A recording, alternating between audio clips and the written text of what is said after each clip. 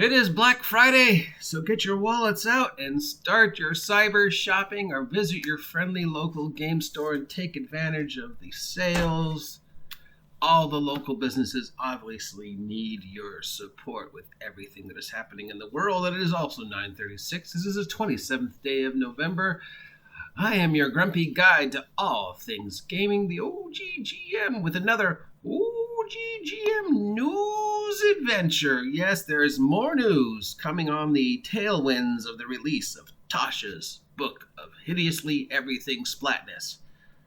Now, as we have repeatedly spoken of, Wizards of the Coast claimed that they were going to address the issues of inclusiveness and diversity, and Tasha's was going to be the very first actual product that addressed that, in addition to the Legend label that they've been putting on older product like Ravenloft and stuff like that, and the whole Drow, Orc, Vishante bullshit.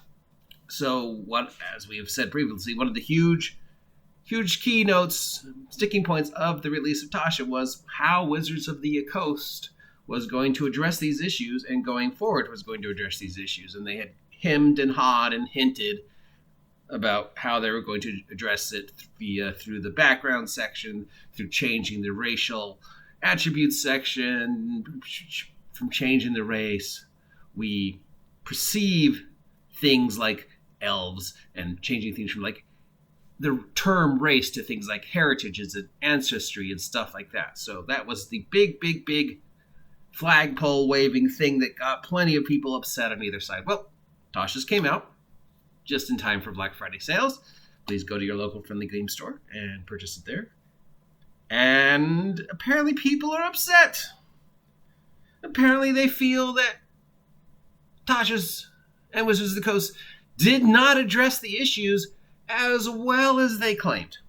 And having read the initial articles and the initial reviews and the initial, oh, I'm very upset you didn't do what you say you were going to do, bullshit, I'm torn. I'm not sure if people are upset because of result A or of result B, because it's very vague. So result A upset is, well, you said you were going to address these issues of inclusivity, diversity, stuff like that, but you didn't really do far enough, because from what I've read, they, basically just made some mathematical changes and released some alternate rules for how you could address racial bonuses and backgrounds. So like an elf could now, if they wanted to, switch some of their racial abilities, like see in the dark and be resistant to charm and get the +2 to dexterity, for maybe some from a dwarf, because now we're all ancestries and heritages, and we're not races. Elves aren't a race, they're an ancestry anymore, they're heritage anymore.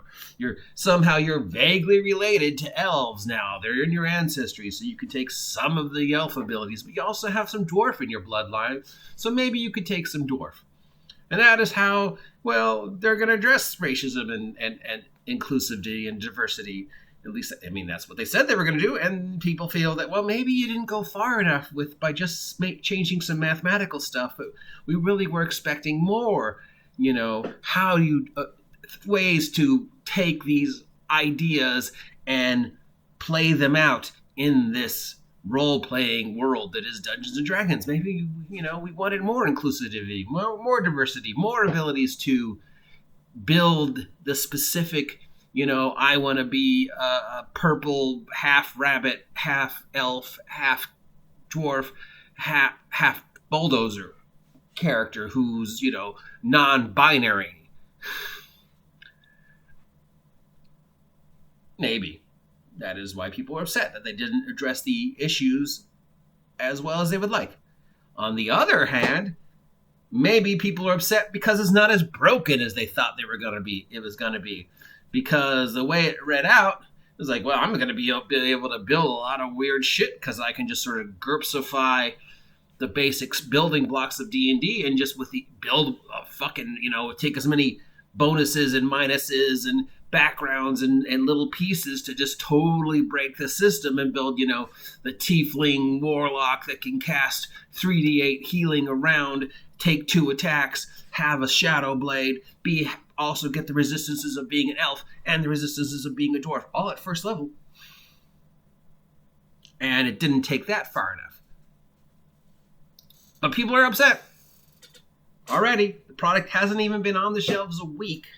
And people are already, hey, Wizards of the Coast, you let us down. This isn't what you promised. Well, what the fuck did you expect? Second, you can't make everybody happy all the time. Third, at the end of the day, Wizards of the Coast and Hasbro are in the business of making money, not making you happy.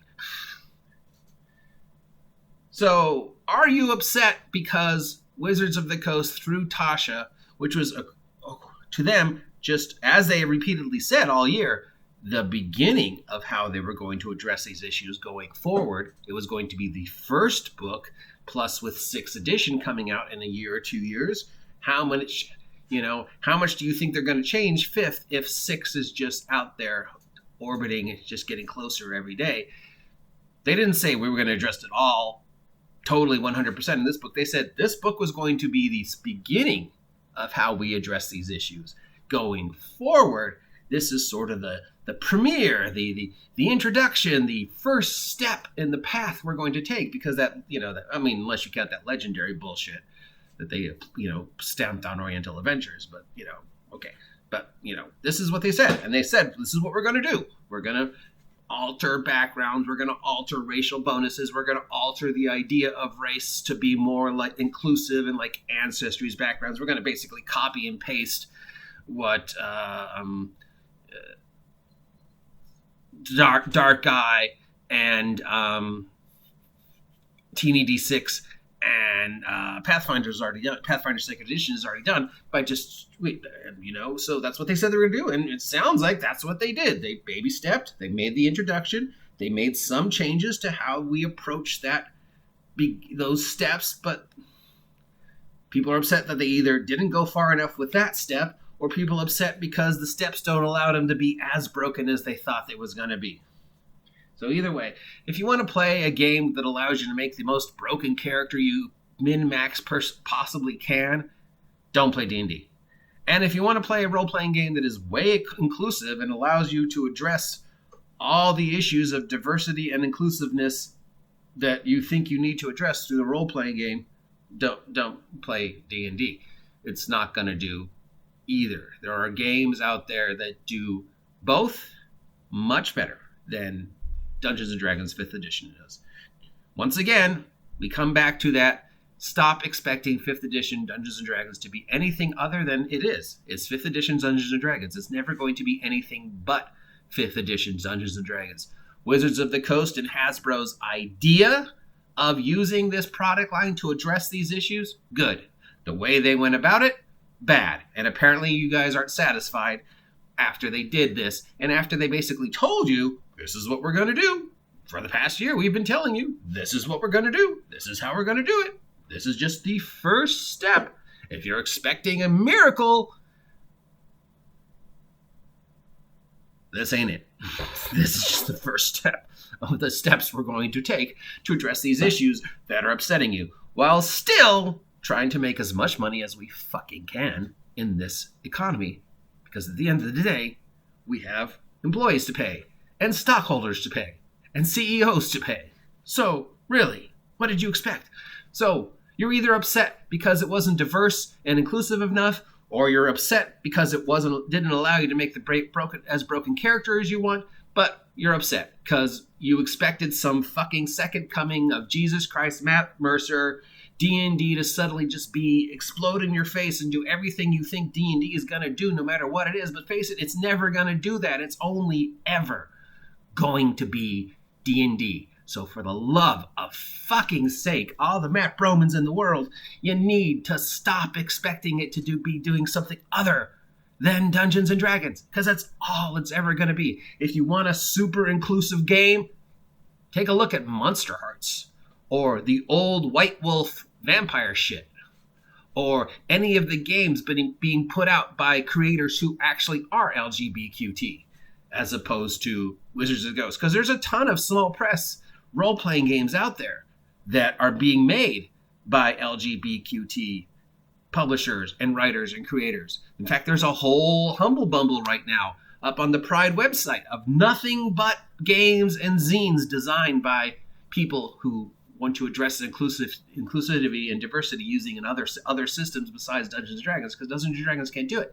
And if you're looking for a game that allows you to build the super broken, most outrageous character you can make, there are games out there that do that. There's plenty of superhero games that do that. Games like GURPS and Hero, and even more broken games that let you do that. So if that's what you're looking to do, you're not going to find the answer to either of those in Dungeons & Dragons right now. And once again, in Wizards of the Coast's defense, and I can't believe I'm defending them, but let's just close this by reminding you, ungrateful fucks, that what they said is exactly what they did with Tasha's. They said, we're just going to address the issues, and this is how we're going to do it, by changing the way we take a look at races and ancestries and racial bonus in a mechanical way to try and make it more inclusive. This is just going to be the first step of how we're going to try and change Dungeons and Dragons going forward to address these issues. So if you expected it to be anything other than that, you have no one to blame but yourself. If you appreciate this content and want to hear more, comment down below. If you don't appreciate this content and think I should shut the fuck up, comment down below. If you haven't had a chance to subscribe yet, please consider subscribing to the OGGM Adventures as we bring 2020 to a very chaotic end. It helps you know what's going on with the OGGM Adventures, and by subscribing and commenting, it helps me know what direction you want the channel to go. And we still have that goal of 300 subs by January 1st. It's the holidays, so if you're feeling generous, perhaps consider supporting the OGGM Adventures as we go into the end of the year, because this is my only job. I will talk to you, bah humbugs, later. You people, you never cease to amaze me.